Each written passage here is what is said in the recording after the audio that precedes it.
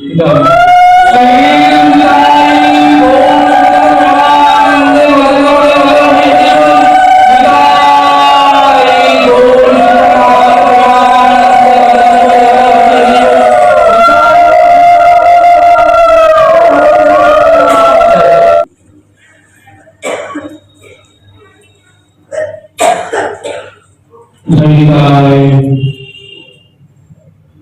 गुरु जय श्री राधे कुमित पावन सर्वोदय गौर सुंदर और निकाय सुंदर श्री चरणी सशक्त आनंद को प्रणाम निवेदन करी আজকে আনন্দ দিতে আমরা সম্মিলিত হয়েছি গৌর গোবিন্দ কথা রসুল আস্বাদন করব দর্শন নিয়ে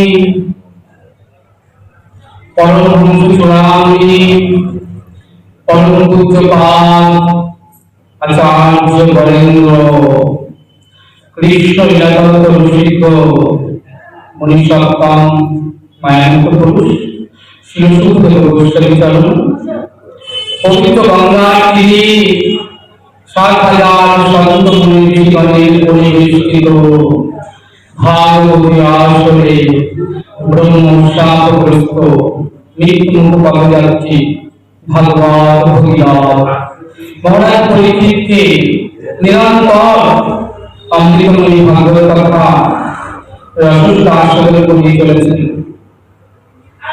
আস্বাদন করতে করতে উপনীত হয়েছেন ভাগবতের দশম স্কন্ধ কলেবর। দশম স্কন্ধ কলেবর সর্বশাস্ত্র সার, সর্বশাস্ত্র নির্যাস।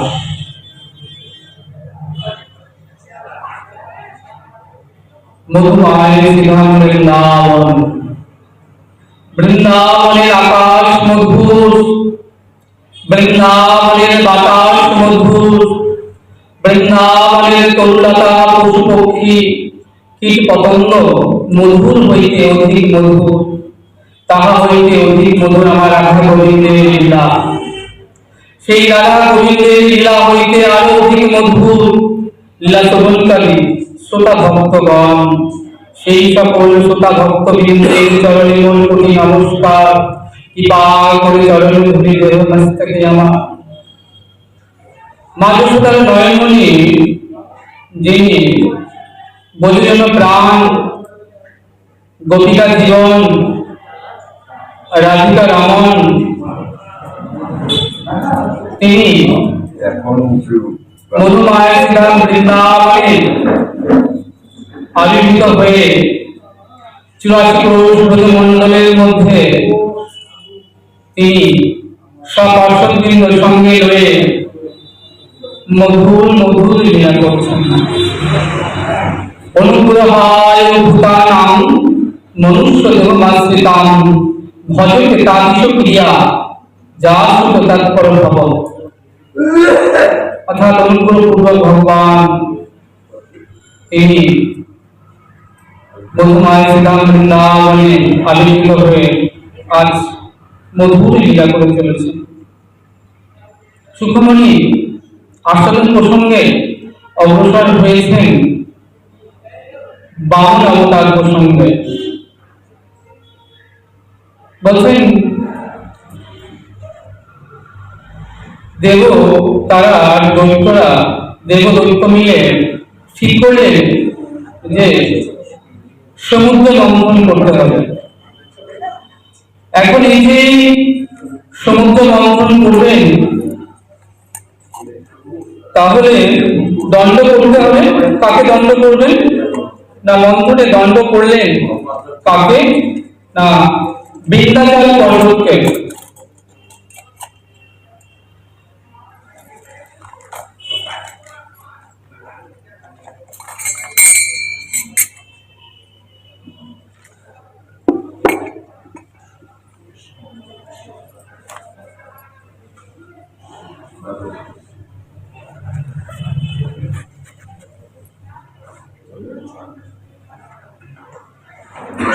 এখন বৃন্দাচল পর্বতকে দণ্ড করলেন। যখন সাগর মন্থন শুরু হলো কিন্তু বিন্ধ্যাচল পর্বত সাগরের মতো হয়ে আছে। ভগবানের কাছে প্রার্থনা করলেন যে হে প্রভু, তুমি রক্ষা করো। ভগবান সে প্রার্থনায় তিনি কি করলেন, বিরাট কূর্মরূপ ধারণ করলেন। কূর্মরূপ ধারণ করে সমুদ্রের মধ্যে তিনি প্রবিষ্ট হলেন এবং ওই বিন্ধ্যাচল পর্বতকে নিজের পিঠের উপর স্থাপন করলেন। শুরু হলো সমুদ্র মন্থন। দেবাসুর মিলে যখন সমুদ্র মন্থন করছেন, তখন কি হলো না, মন্থন করলে দণ্ডের সঙ্গে দড়ি দরকার, বাসুকি না দড়ি হলো। তো মন্থন করতে করতে সেই মন্থনে প্রথমে ফলাফল বিষ নির্গত হল। এখন বিষের এত তীব্র জ্বালা যে সকলে ত্রাহি মাম করছেন, ভগবানকে প্রার্থনা করছেন কাতর স্বরে, হে প্রভু আপনি রক্ষা করুন। ভগবান বলেন, দেখো এই বিষের ডিপার্টমেন্টটা আমার নেই। গোবিন্দ বললেন যে আমি ঠিক স্বর নবনী খাওয়া মানুষ, বিশেষ ডিপার্টমেন্টটা এটা আমার নয়। এই ডিপার্টমেন্টটা যিনি দেখাশোনা করেন তিনি হলেন দেবাদিদেব মহেশ্বর। তো আপনারা দেবাদিদেব মহেশ্বরের কাছে প্রার্থনা জানান, তিনি আপনাদের রক্ষা করতে পারবেন। সকলে দেবাদিদেব মহেশ্বরের কাছে কাতর স্বরে প্রার্থনা করলেন। দেবাদিদেব মহেশ্বর এলেন এবং তিনি কি করলেন, অঞ্জলিতে সেই বিষ নিজে আকণ্ঠ করে পান করলেন এবং পান করে তিনি তার কণ্ঠে ধারণ করে রাখলেন। এবং বিষের এত তীব্র প্রভাব যে কণ্ঠটি নীল হয়ে গেল। তাই দেবাদিদেব মহেশ্বরের আরেক নাম নীলকণ্ঠ ভগবান। বল নীলকণ্ঠ ভগবান কি। যেহেতু তীব্র বিষ, হলাহলের সেই সমুদ্র মন্থনের বিষ, সেই বিষকে কণ্ঠের নিচে নামাতে দিলেন না। কেন না, হৃদয়ে রয়েছেন গোবিন্দ, তিনি কত কোমল, কত সুন্দর। তাহলে এই তীব্র বিষ যদি কণ্ঠ থেকে নিচে নামায়, বক্ষে নিচের দিকে, তাহলে না জানি তার কত কষ্ট হবে। তাই মহেশ্বর সেই বিষকে এখন কি করলেন না, কণ্ঠে ধারণ করে নীলকণ্ঠ মহেশ্বর হলেন। এখন সমুদ্র মন্থন আবার শুরু হলো। এখন মন্থনে কি হলো না, কামধেনু উঠে এলো। ঋষিগণ তাদের কাছে কামধেনুকে রাখলেন। এবার উচ্চস্বরা ঘোড়া উঠে এলো। দৈত্যরাজ বলি নিজের কাছে সে ঘোড়াকে রাখলেন। দেখতে দেখতে এমন করে কি হলো, ঐরাবত হাতি নির্গত হলো। দেবরাজ ইন্দ্র নিজের কাছে সে হাতিটি রাখলেন। কৌস্তব মুনি উঠে এলো। কৌস্তব মুনিকে ভগবান কি করলেন না, তিনি নিজের কাছে রাখলেন। এমন করে মন্থন থেকে অস্পরা, কামধেনু একের পর এক নির্গত হচ্ছে। কিন্তু ভগবান বলছে, যার জন্য মন্থন করছি সে কই,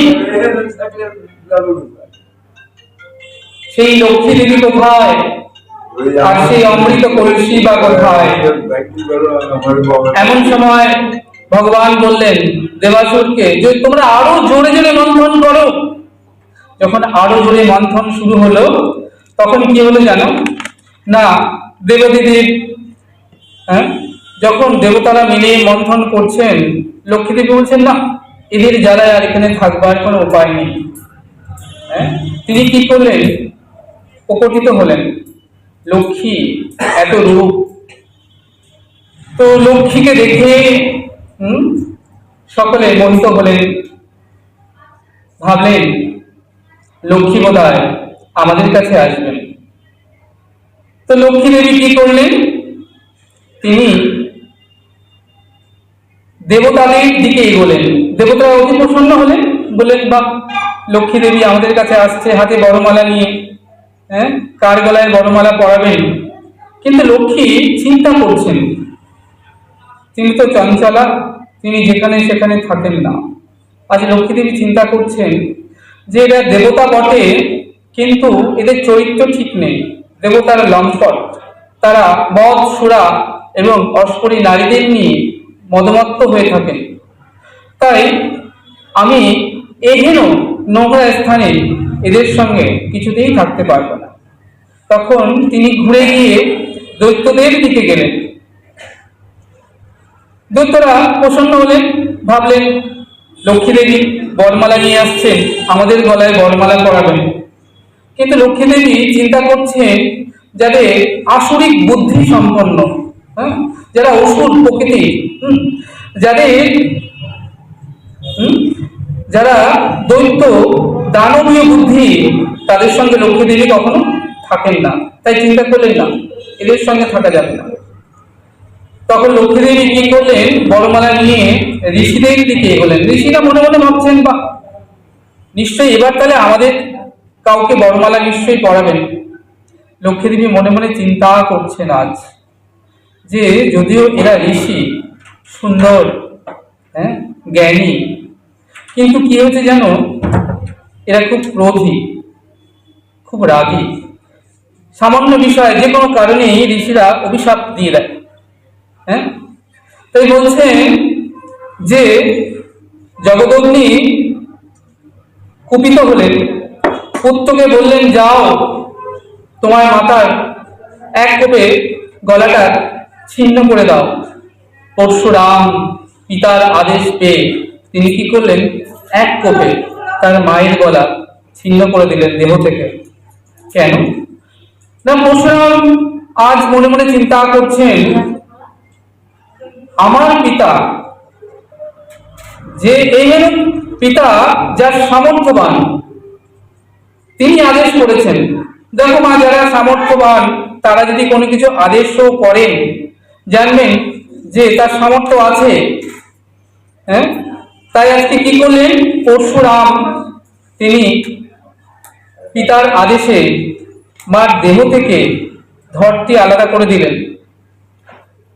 পরশুরামের পিতা, হ্যাঁ, তিনি জগদগ্নি অতি প্রসন্ন হলেন, বলেন পুত্র আমি অতি প্রসন্ন হয়েছি তোমার উপর, বলো একটি কি তোমার প্রার্থনা, একটি বর চেয়ে নাও।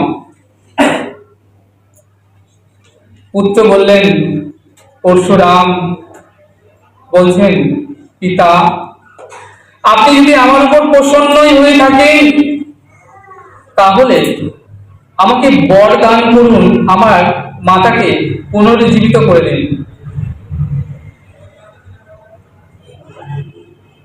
তাই হলো।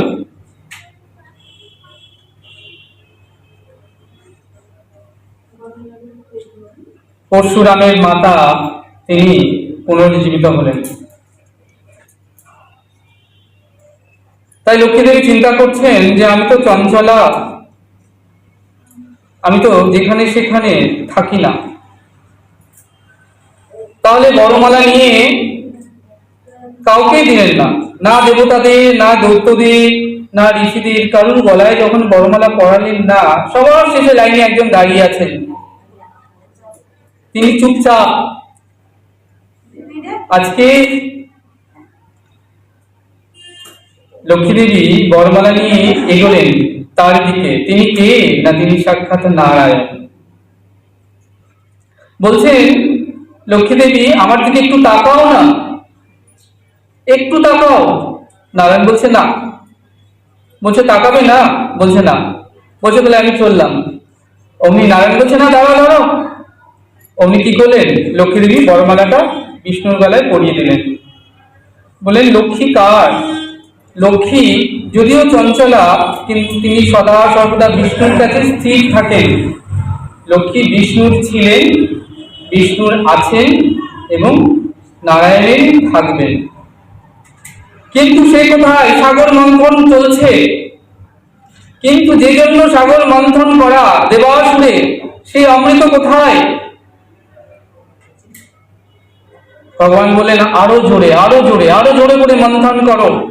আরো জোরে করে সমুদ্র মন্থন শুরু হলো।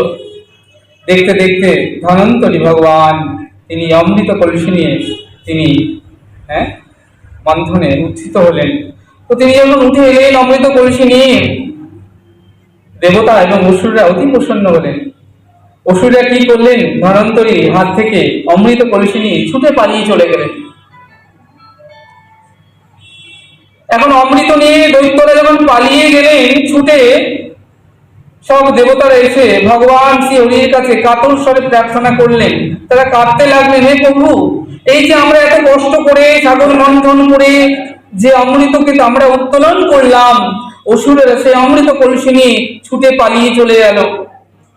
ভগবান বললেন, দেখো দৈত্যরা অমৃত কলসি নিয়ে চলে গিয়েছে, একথা সত্য বটে, কিন্তু আমার ইচ্ছা ছাড়া তারা এক বিন্দু অমৃত পান করতে পারবে না। বিষ্ণুর মায়ায় সর্ব জগৎ মোহিত, আমার ইচ্ছা ছাড়া তারা একটু অমৃত পান করতে পারবে না, তোমরা নিশ্চিন্ত থাকো। মহাজন বললেন, দেখো জীব অনন্ত বাঞ্ছা করে, কৃষ্ণের ইচ্ছা ছাড়া খড়কুটোটি নাহি নড়ে। কেন? বললেন অনন্ত বাঞ্ছা করতে পারে জীব, কিন্তু ভগবানের মনে রাখবেন যে ভগবানের ইচ্ছার সঙ্গে আপনার ইচ্ছা যদি সংযুক্ত না হয়, তাহলে সব সময় অশুভ ফল দেবে, শুভ ফল কখনোই দেবে না। বাঞ্ছা যদি পূরণও হয় তবুও শুভ ফল কখনোই দেবে না। তাই বললেন যে এরকম দেখা যায় যে আমরা সংসারের জীব, আমরা কত রকম আশা করি, কিন্তু ভগবানের ইচ্ছা ছাড়া অনেক সময় দেখা যায় যে সে ইচ্ছা কখনোই পূরণ হচ্ছে না। মনে করুন একজন মানুষের অনেক টাকা, প্রচুর টাকা, অর্থ, সোনা দানা, প্রচুর সম্পত্তি, কিন্তু ভগবানের যদি ইচ্ছা না হয় তিনি এক ফোঁটা জল পর্যন্ত পান করতে পারবেন না। কেন না? কারণ তিনি দুরারোগ্য ব্যাধিগ্রস্ত হয়েছেন, তার পেটের সঙ্গে পাইপের নল লাগানো আছে, তিনি স্যালাইন জল চলছে তার, কিন্তু মুখ দিয়ে এক ফোঁটা জল তিনি পান করতে পারছেন না, ওখানে পড়ে রয়েছেন। এরকমও প্রচুর দেখা যায় যে প্রচুর ধনী ব্যক্তি রয়েছেন যাদের অর্থের অভাব নেই, প্রাচুর্য, সোনা, অর্থ, টাকা কড়ি, বিষয় কত না জানি কিছু আছেন, কিন্তু ডাক্তার বলে দিয়েছে যে আপনার হাই সুগার, হাই প্রেশার, আপনি যদি আমি যা যা বলবো তার বেশি কিছু আপনি নেন, আহার করেন, তাহলে আপনার মৃত্যু পর্যন্ত হতে পারে।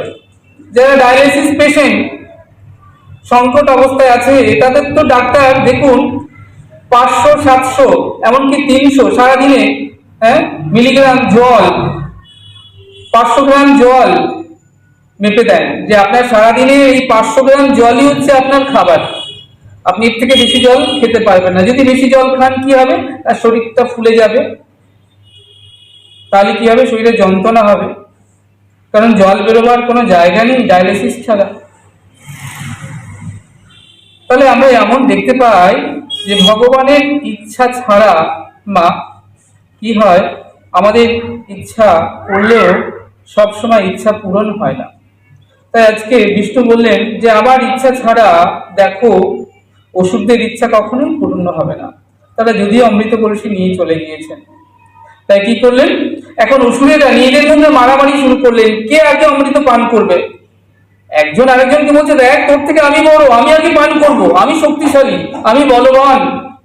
যখন তাদের মধ্যে গন্ডগোল শুরু হলো, তখন ভগবান কি করলেন? একজন অপরূপ সুন্দরী নারী মোহিনী রূপ ধারণ করলেন।